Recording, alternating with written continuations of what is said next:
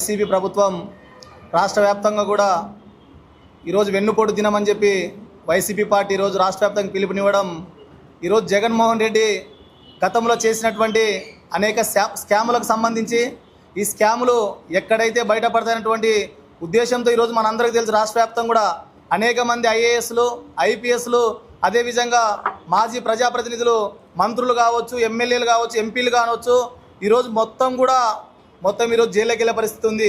కాబట్టి గతంలో చేసినటువంటి అన్ని స్కాములు కూడా ఈరోజు ఆంధ్ర రాష్ట్రంలో బయటపడుతున్నాయి. అనేక మంది ఐఏఎస్ ఆఫీసర్లు లోపలికి వెళ్తున్నారు. కాబట్టి ఖచ్చితంగా దీన్ని డైవర్ట్ చేయాలన్నటువంటి ఒక ఉద్దేశంతో ఈరోజు జగన్మోహన్ రెడ్డి వెన్నుపోటు దినం అని చెప్పి ఈరోజు రాష్ట్ర వ్యాప్తంగా నిరసనకు పిలుపునివ్వడం జరిగింది. దీన్ని ప్రజలు గతంలో కూడా ఈరోజు ఈ జగన్మోహన్ రెడ్డి చేసినటువంటి అనేక అరాచకాలు ఈరోజు రాష్ట్రంలో గతంలో చేసినటువంటి అరాచకాలకి నిదర్శనంగా ఈరోజు అనేక మంది ఐఏఎస్లు, ఐపీఎస్లు కూడా జైలుకి వెళ్ళే పరిస్థితుంది. కాబట్టి జగన్మోహన్ రెడ్డి గారు వెన్నుపోటుదారుడు చంద్రబాబు నాయుడు కాదు. జగన్మోహన్ రెడ్డి నీ రాజకీయ చరిత్ర మొత్తం కూడా వెన్నుపోటుతో స్టార్ట్ అని చెప్పేసి ఈ సందర్భంగా మేము తెలియజేస్తా ఉన్నాం.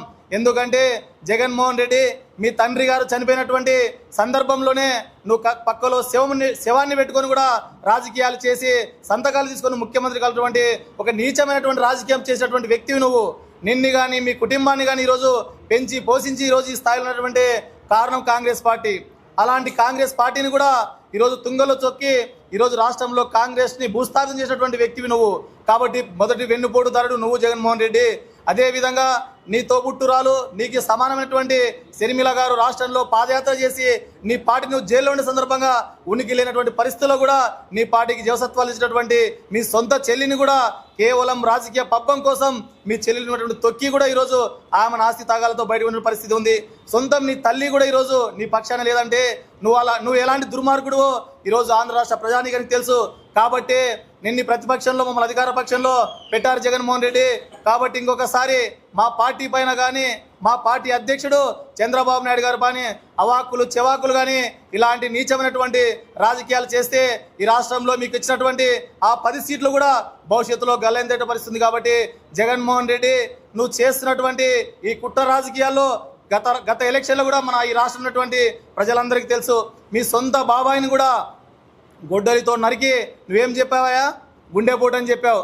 కాబట్టి అంత కొద్ది వెన్నుపోటు ఈ రాష్ట్రంలో ఎక్కడ ఈ ప్రపంచ చరిత్రలోనే సొంత బాబాయిని చంపినటువంటి వ్యక్తి రాజకీయాల కోసం ఒక్కడే జగన్మోహన్ రెడ్డి.